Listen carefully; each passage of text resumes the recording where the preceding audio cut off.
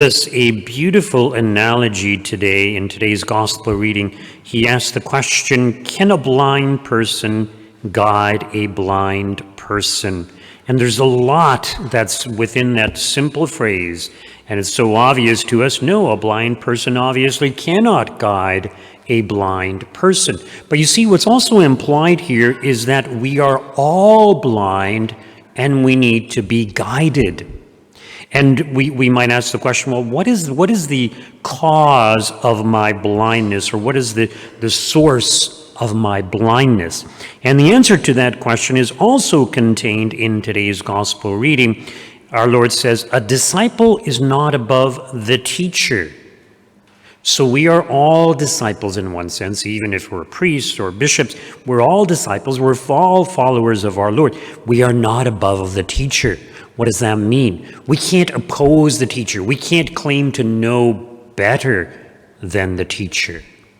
And when we claim to know better than the teacher, basically the source of that is our pride.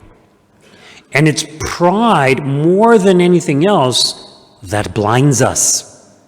And we could say pride is the root of all sin. So when we give in to pride, we're actually deceiving ourselves, and that deception causes us to see reality in a different light, and it makes it harder for us to live the way that we are called to. So we blind ourselves through pride, and we are unable to see clearly as we ought to. And if we claim to be somebody who's guiding others or trying to help others, then we're really going to lead them astray. And if you recall, I had mentioned that humility is the foundation for all the other virtues. We cannot really possess the other virtues in their fullness unless we are truly humble. Now, take, for example, the scribes and the Pharisees. Here they are, they're educated in the law, they know their scriptures, they know the prophecies pertaining to Christ, but they reject Christ. Why? How can they be so blind? Whereas the common people who aren't so educated but are much more humble, they accept Christ. They see clearly the evidence. They see the miracles and what the miracles point to. Well, this person is obviously from God. This person obviously has the favor of God. This person must be who he claims to be. But the Pharisees do not see that. Now notice St. Paul, in today's first reading from his letter, he's addressing Timothy, he's writing to Timothy, and he talks about how he himself, was called by God, basically through the grace and mercy of God. And he says, even though I was formerly a blasphemer, a persecutor, a man of violence. He was putting the Christians to death. He approved of the death of St. Stephen. He was present at the death of St. Stephen. He was rounding up the Christians, having them thrown into prison, and even having them executed. He was a man of violence. St. Paul, as we know, was very well educated. He studied under Gamaliel. He studied under the Pharisees. He too was full of pride. He believed that what he was doing was the right thing. He was trying to suppress this movement of the Christians, which seemed to be corrupting the Jewish faith and leading the Jewish people away from the Jewish faith to become Christians. So he thought he was doing good. He wasn't a wicked man otherwise. He wasn't a sinner. He wasn't fooling around with women or anything like that. He apparently was a righteous man. He thought he was right. He was full of pride. Until he's humbled when on the way to Damascus, our Lord appears to him. And notice, it's very noteworthy, especially in context of today's gospel reading, the blind guiding the blind.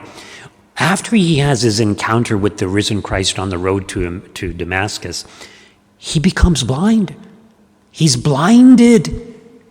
And it's a symbol. It was to reiterate to him, look, Paul, you're blind. You need to see the light. You need to come to Christ, who is the source of the light, who is the truth. So it's our pride that blinds us. And it's important that we understand this and that we strive to root pride out of our lives. I had mentioned many times that spiritual authors point out when we overcome pride in one area of our lives, it tends to pop up in another area, and often we are not aware of it. The scribes and the Pharisees, and including Paul or Saul, they weren't really aware of the fact that they were full of pride. And one of the things that we tend to do when we are proud is we tend to look down upon others, to criticize them, to think that we are somehow better, maybe not in every aspect of our lives, but in one area or another. And we need to be aware that we're doing this. So we need to be humble. And the humble person is open. And the humble person acknowledges, okay, I don't know everything. I can make mistakes. I can make mistakes even about important things. And if I am humble, I'm also open to correction. And part of what our Lord is getting at today, when he talks about removing the speck from your neighbor's eye, well, basically what he's talking about is fraternal correction. If we're full of pride and we want to correct someone to remove the speck from their eye, we're not going to be able to do it because we're blind. We're just going to end up blinding them even further. So in other words, we need to look to ourselves first, humble ourselves, remove our own sinfulness, especially our pride, or try to get rid of it at least, and then we will be capable of being truly charitable. You see, when we are humble, we acknowledge our inclination to pride. We acknowledge that we've made mistakes. We acknowledge that we've been foolish and stupid in the past, and so we have greater compassion. We have greater understanding of others who are also mistaken or led astray. And you see, one of the advantages of St. Paul, he understood, he himself, he thought he was in the right, so he understands how people think they might be right, but they're really in the wrong. And so he was very charitable in how he approached them and tried to make them see the light. And a lot of them did, of course. A lot of them became followers of Christ through the influence of St. Paul. And we are called to do the same. Now, when it comes to humility and trying to root out pride in our lives, so the cause of our blindness, our spiritual blindness, is our pride. How do we overcome that? Yes, by becoming humble. How do we become humble? Well, we can only do it through the grace of God. Sure, we can do it by reflecting, okay, I have sins, other people have sins, we're equal in that sense. But it's really by being in the presence of God. And, I may have mentioned that, some of the great saints, the greater they became, the more humble they became. St. Francis of Assisi, he, even though he was such a holy man, he said he was deserving of the lowest place in hell. In other words, he saw himself as he truly is in the light of Christ. The more we draw closer to God, the more we see ourselves as we really are. And a good analogy of this is, imagine a source of light shining upon us or shining upon a piece of paper with something written on it. And with that light source being so far away, it's hard for us to read the paper. Everything is fuzzy, okay? But the closer we draw to that light, the clearer the image on the piece of paper becomes. Or the closer we draw,